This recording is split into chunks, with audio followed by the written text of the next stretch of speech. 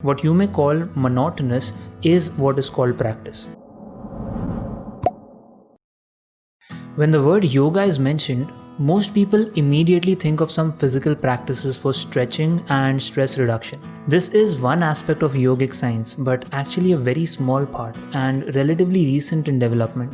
The physical yoga or hatha yoga was primarily designed to facilitate the real practice of yoga, namely the understanding and complete mastery over the mind. The meaning of yoga is the science of the mind. In the Patanjali Sutras of Yoga, we find this Sanskrit definition for yoga. Yogaschitta vritti nirodha, which can be translated as yoga is restraint of the modifications of the mind stuff. We can dive much deeper into that, and I'll make sure to do that in a future video. But here all I'm trying to say is that yoga is much deeper than just the physical poses. This video is meant to tell you why you may not be truly ready to benefit from yoga by going over what yoga is not. The points I'm going to talk about are not my views, but the views of a yoga teacher and practitioner, Nishtha Bijlani. More about her at the end of the video.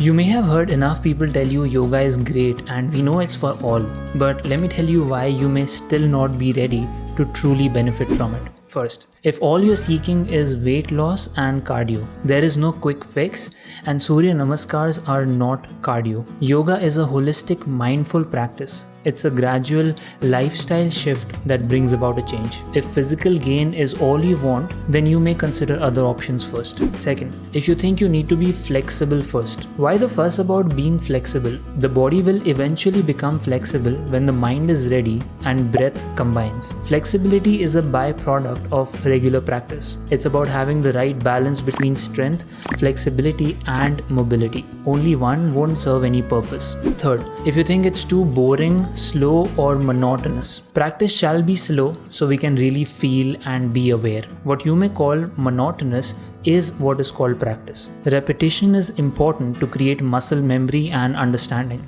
Starting with a restless or impatient state of mind will do no good. Fourth, if all you want to learn is cool Insta-worthy poses, yoga is not just a physical practice. Sooner we learn, the better. Sadly, that is the only thing marketed. It is quite self-limiting to only work on the physical for external validation.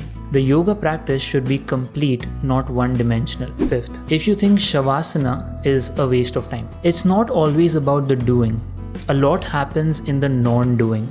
To be in a state of conscious relaxation is sadly a task for many, something that should come naturally. Rest and recovery is as important as the movement. Sixth, if you're under peer or parent pressure or just picking up on a trend, while this may be common and might even work positively sometimes, until you don't really have the inner need to seek change in your life, it won't help. Same pattern will keep repeating. So before you take it up, understand a little about why you're doing what you're doing. That will give you a clean slate to start the work and open up to change.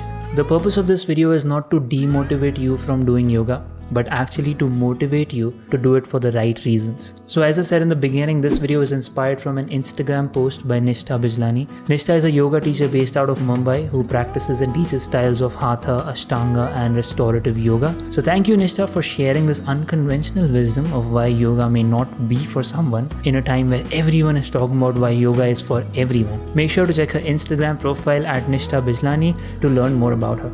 Ever wondered what consciousness is?